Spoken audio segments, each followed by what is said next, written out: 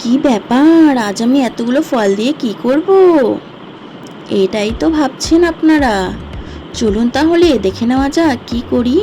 ফলগুলোকে আমি ভালো করে ধুয়ে নিচ্ছি। সবগুলো ফলকে ভালো করে ধুয়ে নেব। এ কি, আমি খালি কড়াইয়ে চিনি দিয়ে দিচ্ছি? হ্যাঁ, কেন দিচ্ছি সেটাও জানতে পারবেন। এক্ষুনি জানাচ্ছি। আমি বানাচ্ছি ক্যারামেল। দেখুন, চিনিটা গলে গেলে ক্যারামেল হয়ে যাবে। এই দেখুন, চিনিটা গলে গেছে।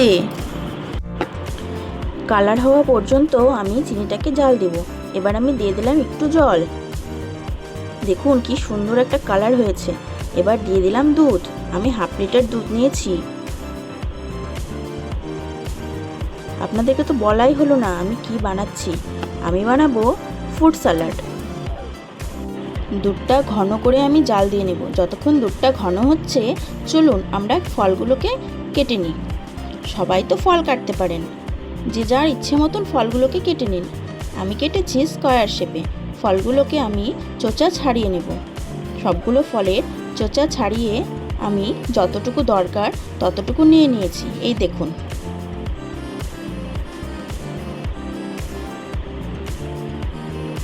এবার আমি ফলগুলোকে ছোট ছোট করে কেটে নেব। প্রথমে কাটছি পেঁপে, তারপরে কাটবো শসা। দেখুন শসাটাকে কত ছোট ছোট করে কেটে নিয়েছি। এবার কাটবো আপেল। আমি আধখানা আপেল নিয়েছি। হাফ লিটার দুধের জন্য আমি আধখানা আপেল নিয়েছি। এবার দিয়ে দেব একটি মালভোগ কলা। কলাটাকে আমি ছোট ছোট করে কাটিনি, আমি গোল গোল করে কেটে নিয়েছি, দেখতে ভালো লাগবে সেই কারণে।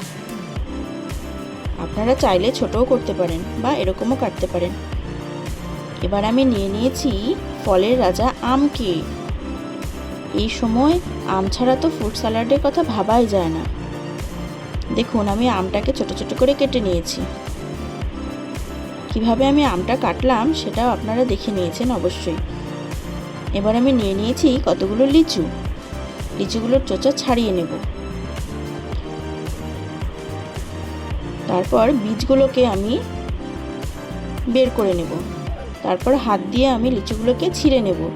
এটাকে আমি চাকু দিয়ে কাটিনি, এটাকে ছিঁড়ে নিলেই হয়ে গেছে। এবার আমি নিয়ে নিয়েছি একটি ডালিম। ডালিমটা দেখুন আমি কি সুন্দর করে কেটেছি। আপনারাও এভাবেই কাটবেন, দেখবেন একটা দানাও কাটা যাবে না। খুব সুন্দর হয় এভাবে কাটলে, ফ্লাওয়ারের মতন হয়ে যায়। দেখুন।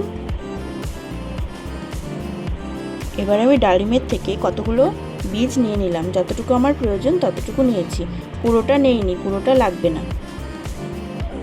এবার চলুন দেখিনি দুধটা কেমন হয়েছে। দেখুন দুধটা অনেকটা হয়ে এসেছে। একটু নাড়াচাড়া করে আমি দুধটাকে গাঢ় করে নেব। একটু বেশি নাড়াচাড়া করতে হবে, তলায় যেন না লেগে যায়। দিয়ে দিচ্ছি দুটো এলাচ। দেখুন দুধটা অনেক গাঢ় হয়ে এসেছে। এবার আমার ক্যারামেলটা রেডি হয়ে গেছে। এবার আমি নামিয়ে নেব। দেখুন নামানোর পর কীরকম হয়েছে দেখতে। এবার আমি বানাবো ফ্রুট স্যালাডটা। একটা বলে আমি সমস্ত ফলগুলো এক এক করে নিয়ে নিচ্ছি। আপেল নিলাম, পেঁপে, শসা, আম,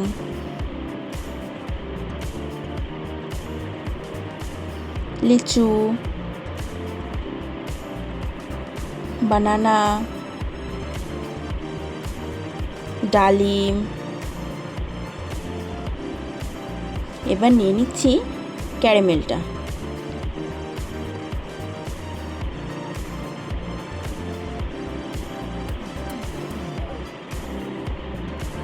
ক্যারামেলটা আমি এটার মধ্যে দিয়ে দেব।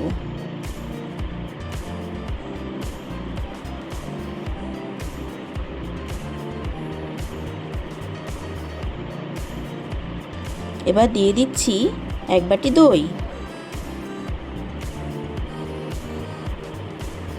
এটাকে আমি ভালো করে মিক্স করে নেব। দেখুন মিক্স করার পর কত সুন্দর লাগছে দেখতে। এই দেখুন কত সুন্দর হয়েছে।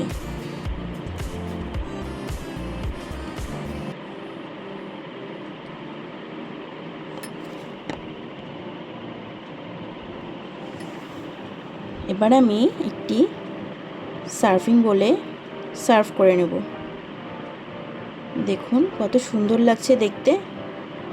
আমি এটা জগন্নাথকে ভোগ লাগাবো। উপরে কয়টা ডালিমের দানা দিয়ে গার্নিশ করে নেব, দেখতে তাহলে খুব সুন্দর লাগবে। দেখুন কিভাবে করছি।